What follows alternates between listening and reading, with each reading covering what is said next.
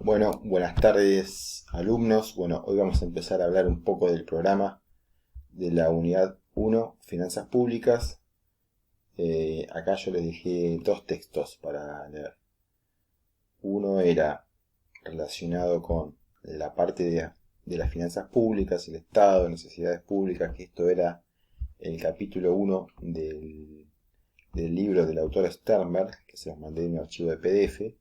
Y esto es un paper que les había mandado, que lo preparé yo, en el cual básicamente lo que hablamos acá es cuál es la actividad financiera del Estado y cómo llegamos a lo que es el presupuesto público, ¿no?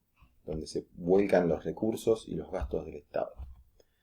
Con respecto a la unidad número 1 de finanzas públicas, yo les sugiero ahí que lean el capítulo 1 del libro y le apunten a las grandes ideas. Por ahí no se pongan tanto a intentar entender bien lo que dice cada párrafo, porque entiendo que por ahí algunos son de difícil interpretación.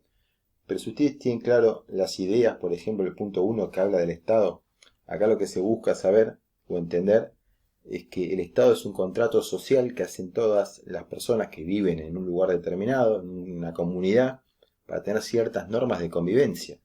Porque si no sería como, siempre se dice lo mismo, serían como las leyes del lejano oeste. El que se enfunda más rápido el arma o el más fuerte sería el que impone las condiciones. Y la idea justamente es eso, es lograr normas donde se tenga en cuenta qué va a ser la justicia, normas de leyes y derechos, para ver cómo se gobiernan y cómo justamente conviven en comunidad un montón de individuos. Por eso es que se forma un Estado y al Estado se le delega a cada uno de nosotros ciertas partes de nuestras libertades, ¿no? Justamente lo delegamos en la parte estatal y entre eso lo que le reconocemos al Estado, como dice acá, es lo que se llama poder de imperio. Es ese poder que tiene de poder hacer cumplir normas, tener las fuerzas públicas, ¿no? la policía, los militares, y entre todas esas cosas poder imponernos impuestos para obtener recursos. ¿Para qué quiero obtener recursos del Estado? Para satisfacer un montón de necesidades del Estado, que es lo que viene después. En el punto 2 habla de que son las necesidades. Ahí las clasifica en necesidades particulares, en cuáles son las de carácter individual, las de carácter grupal. La verdad que eso, si quieren leanlo, no es lo neurálgico para mí. Para mí ahí lo que tienen que saber es un poco diferenciar cuál de las necesidades públicas son aquellas que se consideran indelegables, que es lo que en la página 3 lo nombra como la función pública, cuáles son las características. La función pública le tiene que apuntar justamente a eso. Son los servicios que tiene que prestar el Estado que no lo puede delegar en un particular o en un grupo de particulares, no se puede tercerizar. Entre los ejemplos más conocidos que son administración de justicia, no se puede tercerizar, no se puede hacer una empresa que se ocupe de dar servicio de justicia. Eso lo tiene que hacer el Estado a través de un sistema judicial. Defensa de la soberanía. No podemos permitir que haya un movimiento paramilitar privado que trabaje y se le pague para proteger a la nación, porque eso en cualquier momento se subleva y nos podrían llegar a atacar a nosotros mismos. A ver, ha pasado también lo que son los famosos golpes de Estado, pero bueno, es otra cosa. Dictado de leyes, no podemos tercerizar el dictado de leyes, no podemos poner una empresa que se ocupe de dictarnos leyes. Bueno, emisión de moneda, ¿no? Eso lo hace el Banco Central, tampoco es una función que sea delegable. Entonces todas estas funciones las ejerce el Estado en función de los atributos públicos que tiene, que es el punto B de la definición. Y lo que procura hacer que es satisfacer el interés público, o sea, el interés de todos los integrantes de la comunidad. De hecho es lo que está intentando hacer ahora. Justamente está cuidando lo que sería la salud pública y en base a eso dicta normas en las cuales nos limita a nosotros independencia, que es el de poder salir y circular libremente por la calle, pero en busca de qué, de un beneficio para toda la comunidad, ¿sí? Que es la de tratar de llegar sanos de ese virus. Bien. Y después, ¿qué hace también? Define qué es la actividad financiera del Estado, pero eso también está en el paper que yo le mandé, por ahí leanlo de ahí. Pero bueno, la actividad financiera del Estado es básicamente es toda la actividad del Estado en las cuales procura obtener los recursos y analizar cuáles son los servicios que tiene que prestar para satisfacer las necesidades de la comunidad. Básicamente esa es una definición. Pero bueno, léanlo acá, que eso sí está bastante claro. Y después lean la parte que dice fines de la actividad financiera del Estado, que es el 3.2. Bueno, el 3.1 también lean cuáles son los elementos de la actividad financiera del Estado. Tienen los elementos políticos, económicos, jurídicos, sociales, administrativos. ¿Sí? Son una serie de enfoques o elementos de diferentes disciplinas o ciencias que forman la actividad financiera del Estado. Y los fines básicamente son dos. Los fines que tiene la actividad financiera del Estado desde el punto de vista de obtener recursos. Tiene unos fines que son fiscales y otros fines que se llaman parafiscales. Los fines fiscales son básicamente eso, es obtener recursos para el Estado, para que con esa plata pueda contratar bienes y servicios para satisfacer necesidades públicas. Estos son los recursos o los fines fiscales. Y los fines extrafiscales o parafiscales, significa los que no son fiscales, son justamente los que tienen otro fin que no sea justamente el fiscalista, el de recaudación. ¿Sí? Cuando llamamos a algo que es fiscalista, es que tiene un objetivo de recaudar impuestos. Pero hay otros recursos que no son con ese fin, sino que se hacen, por ejemplo, qué sé yo, el impuesto al tabaco, en realidad, más allá que ustedes me van a decir, bueno, pero todo en realidad sirve para recaudar, sí, es cierto, pero por ahí el impuesto al tabaco tiene un fin social, que es que la gente, por ser más caro el impuesto, consuma menos y al consumir menos demande menos servicios de salud, que eso le cuesta a la nación, le cuesta dinero. Entonces se trata de poner un impuesto a ciertos bienes que el Estado considera que son disvaliosos para la sociedad, como el juego, como las bebidas alcohólicas, como los impuestos a la deforestación. ¿Sí? Se ponen impuestos que en realidad lo que se busca más que nada no es recaudar, sino que esa actividad disminuya, que no sea tan tentadora hacer ese tipo de actividades como deforestar. Que lo quiere hacer, lo va a hacer, pero paga un impuesto importante. ¿Sí? El que quiere dedicarse a la actividad del cigarrillo en toda su cadena de comercialización deberá pagar ese impuesto interno del cigarrillo, como en realidad se llama del tabaco, bebidas alcohólicas. Bueno, esos son impuestos que el fin no es recaudar, que no es un fin fiscal, sino que es un fin extrafiscal o parafiscal. Después, en ese capítulo también tienen las escuelas económicas. A mí no me parece tan importante que ustedes entiendan cuáles son las escuelas económicas, así que si quieren, pásenlas de largo. ¿Sí? Y después tienen tendencias contemporáneas en materia de finanzas públicas. Eso si quieren, léanlo. ¿Sí? Se parece un enfoque keynesiano que muestra. Léanlo, si tienen dudas, coméntenmelo abajo y lo vamos charlando. Pero a esa parte yo quiero que le den una lectura. Yo con este video conjuntamente les voy a poner un trabajo práctico que apunte a esa unidad para que los conceptos que ustedes lean los puedan aplicar. Y en base a eso, si vemos si es necesario ahondar alguna explicación, lo vamos a hacer.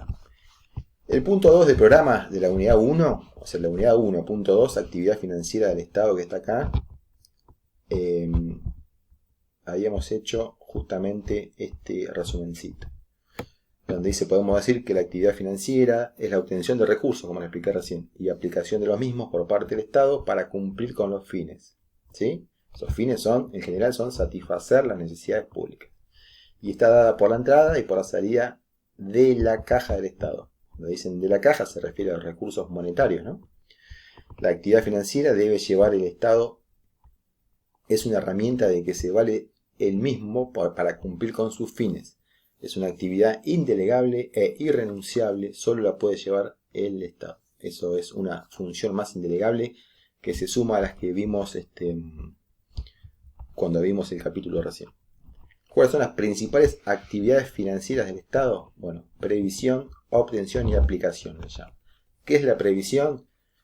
En la previsión se estima cuáles van a ser las entradas, o sea, los recursos públicos, y cuáles las salidas, gasto público mediante el presupuesto público, que es lo que vamos a ver en un ratito.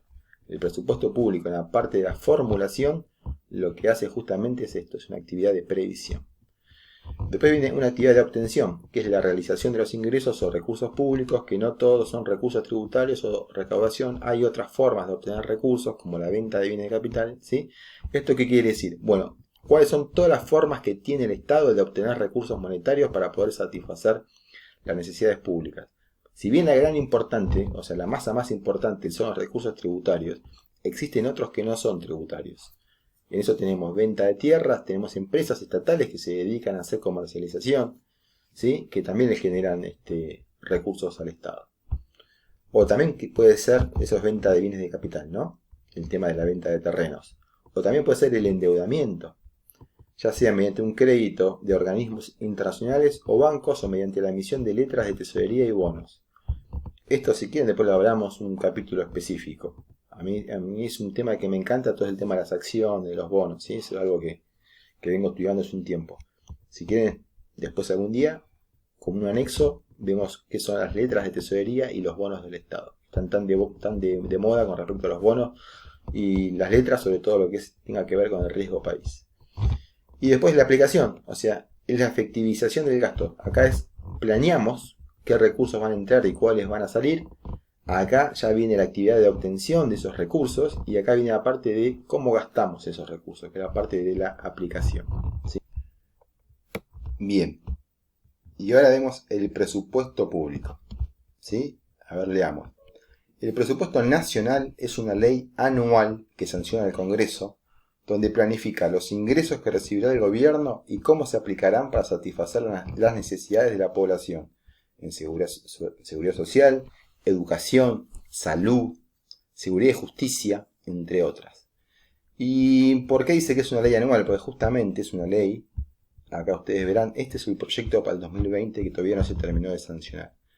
En este momento es un proyecto de ley, ¿sí? Es un proyecto de ley de presupuesto general de la Administración Pública Nacional para el ejercicio 2020. Seguramente esto va a cambiar porque acá todavía no estaba el coronavirus el 14 de septiembre del año pasado. Así que seguramente se van a reformular muchas cosas porque han cambiado prioridades. Pero en el capítulo 1, por ejemplo, dice el presupuesto, gastos y recursos de la Administración Nacional. Dice, fíjense en la suma de pesos 6.247.000, que es este número que está acá. ¿Por qué? A ver, fíjense el número tan grande que es que me termina perdiendo, ¿no? Pero vamos a ver, hasta acá serían 6 millones. Hasta acá, estos serían 756 millones. Estos serían 7.000 millones. Estos serían 247.000 millones. Y acá serían 6 millones de millones. Entonces, como decimos, 6 millones de millones es lo mismo que decir 6 billones. 6 billones es lo que se considera que se va a gastar en el 2020, o se pensaba que se iba a gastar en el 2020, ahora seguramente será mucho más.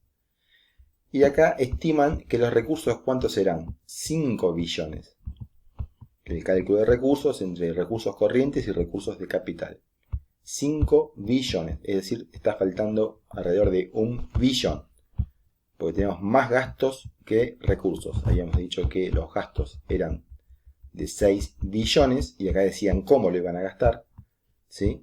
Esto es administración gubernamental. Este número que viene acá abajo es seguridad, servicios de defensa y seguridad. Estos servicios sociales, jubilaciones, planes, servicios económicos. Y este es el pago de la deuda. Lo divide también entre gastos corrientes y gastos de capital. Recuerden que mis videos son máximo 15 minutos, así que me queda 1 minuto y ya voy cerrando esta parte. En todo caso, abro un video nuevo.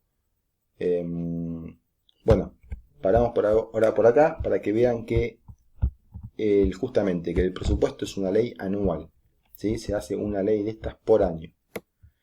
¿Qué más dice? Este documento menciona la cifra de gastos que el Estado prevé asumir, como les acabo de mostrar, y los ingresos que espera obtener en el ejercicio en cuestión. Bueno, 14 minutos 30. Voy a parar acá y voy a reiniciarlo después, así podemos completar y hablar un poquito mejor de lo que sería parte del gasto público y los recursos públicos, que es lo que me falta.